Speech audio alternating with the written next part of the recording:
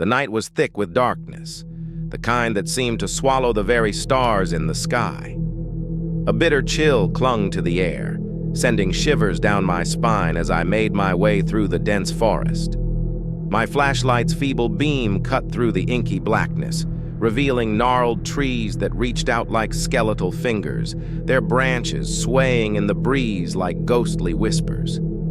I was alone, far from civilization, with nothing but the eerie hush of the night for company. I had been foolish to think that a solitary camping trip in the heart of this remote wilderness would be a relaxing escape from the pressures of city life. Now, I felt like a trespasser in a world that did not welcome me.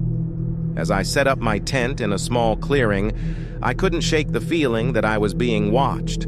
Every rustle of leaves and distant hoot of an owl sent my heart racing.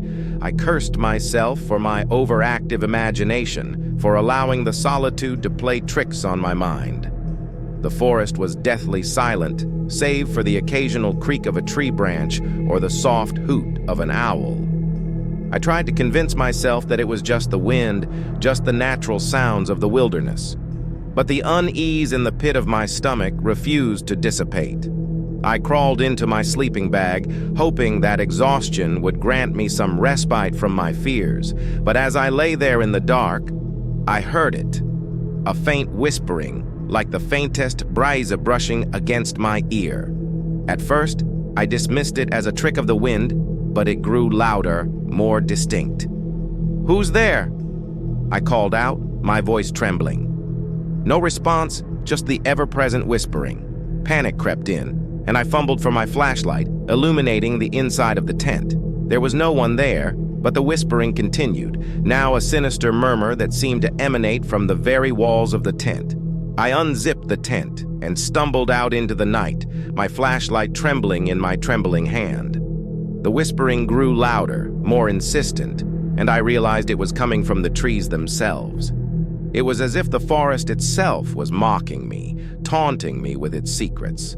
I took a few hesitant steps forward, my breath visible in the cold night air. The trees loomed overhead, their twisted branches now resembling contorted faces, twisted in agony. The whispering grew louder, and I felt a compulsion to follow it, to unravel the mystery that seemed to lurk just beyond my reach. I walked deeper into the forest, the darkness closing in around me. The whispering seemed to guide my steps, leading me deeper into the heart of the wilderness. With each passing moment, the world around me grew more surreal.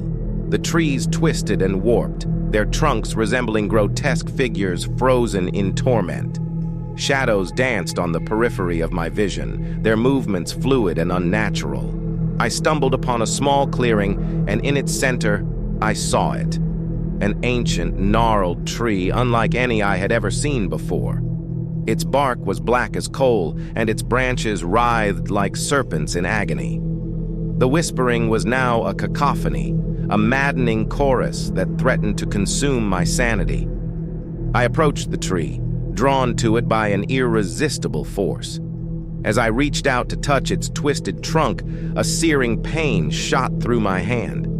I recoiled in agony, but I couldn't escape the feeling that the tree had somehow reached into my very soul, probing the depths of my fear and despair.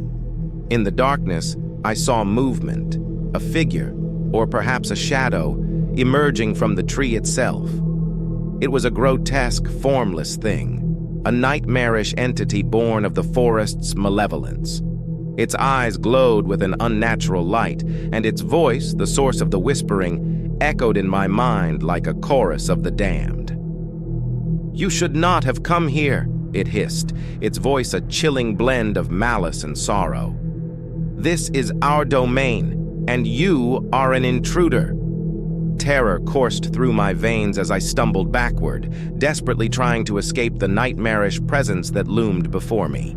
But the forest seemed to close in around me, its branches reaching out to ensnare me, its shadows swallowing me whole. I ran, blindly and in sheer panic, crashing through the underbrush, guided only by the faint glow of my flashlight. The whispering pursued me, a relentless torment that threatened to drive me to madness. I felt as if the very fabric of reality was unraveling around me, and that the forest itself was a living, malevolent entity. Finally, after what felt like an eternity, I burst out of the woods and into the open, gasping for breath and bathed in the wan light of the moon. The whispering faded, replaced by the sounds of the night, the chirping of crickets, the rustle of leaves in the breeze. The forest lay behind me, its secrets hidden once more. I stumbled back to my campsite, packed up my belongings, and fled the wilderness, vowing never to return. The memory of that night still haunts me, and I know that the forest holds secrets that should never be unearthed. For in the heart of the wilderness, in the depths of the night, there are things that should never be disturbed, whispering shadows that hunger for the souls of the unwary.